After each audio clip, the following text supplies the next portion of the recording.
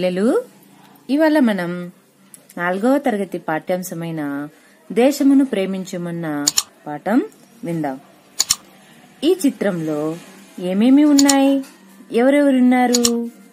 ఈ చిత్రంలో పాఠశాల, జాతీయ జెండా, చెట్లు, పూలు, ఇంకొంతమంది పిల్లలు జాతీయ జెండాను తయారు చేస్తూ కనబడుతున్నారు. అవునా?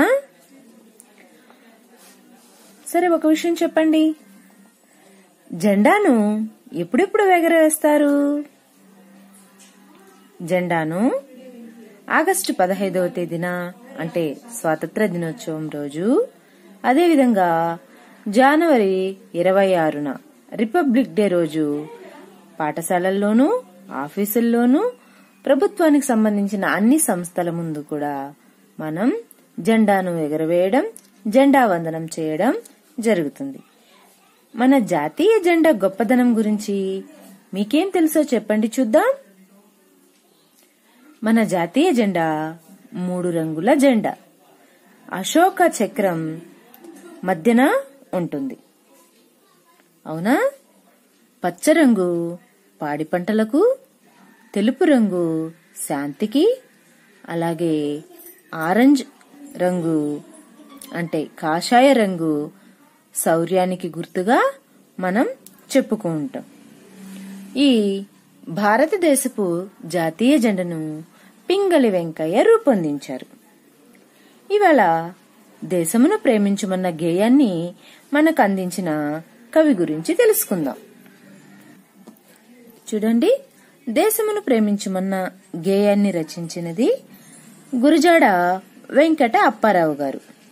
ఈయన 21/9/1862 జన్మించి 30 నవంబర్ 1915 సంవత్సరం వరకు జీవించారు.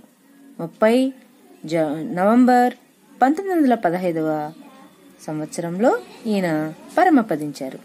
ఈయన ఆధునిక తెలుగు కవిత్వానికి, సాహిత్యానికి మార్గదర్శకులు, యుగకర్త, కవి, కథకులు, నాటకకర్త, చరిత్రకారులు, శాసన పరిశోధకులు, అన్నిటికన్నా ముఖ్యంగా భాషావేత్త.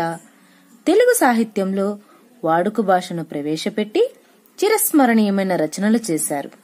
కన్యాశుల్కం నాటకం ఆధునిక తెలుగు సాహిత్యంలో అత్యంత విశిష్టమైన రచన అన్నమాట. ఈయన దేశమును ప్రేమించుమన్న గేయాన్ని మనకు అందించారు. ఇప్పుడు మనం దేశమును ప్రేమించుమన్న గేయాన్ని నేర్చుకుందాం.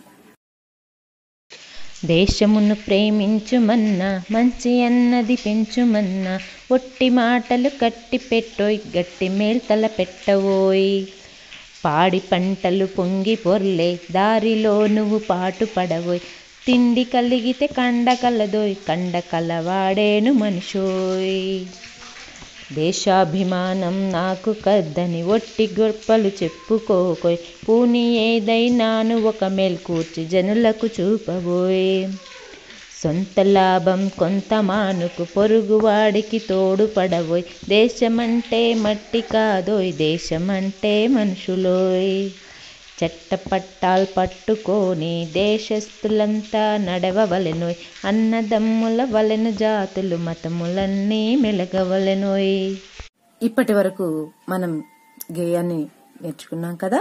అందులోని పదాలు, అర్థాలు చూడండి. ఒట్టి అంటే ఏమీ లేని, కద్దు కలదు, ఉన్నది. దేశాభిమానం దేశం మీద ప్రేమ అన్నమాట. చెట్టపట్టాల్ ఒకరి చేతిని మరొకరు పట్టుకొనడం. తోడుపడు సహాయపడు. దేశము నాదని ప్రేమించు, మంచిని ప్రోత్సహించు, మాటలతో కాలం వృధా చేయకుండా ఉపయోగపడే పనులు చెయ్యి. మన దేశం పాడి పంటలతో సస్యశ్యామలంగా ఉండేలా కృషి చేయాలి. అప్పుడు దేశంలో ఉన్న వారందరికీ ఆహారం లభిస్తుంది. పౌష్టిక ఆహారం తిన్న మనిషి ఆరోగ్యంగా ఉంటాడు. నాకు దేశం మీద గౌరవం అని ఎక్కువ గొప్పలు చెప్పవద్దు. జనులకు ఏదైనా ఒక మేలు చేసి చూపించు. సొంత పనులు కొన్ని మానుకునైనా సరే ఇతరులకు సహాయపడాలి. దేశమంటే కేవలం రాళ్ళు రప్పలే కాదు, దేశమంటే జనసమూహమని తెలుసుకో. సుఖ దుఃఖాలలో అందరూ కలిసికట్టుగా నడవాలి.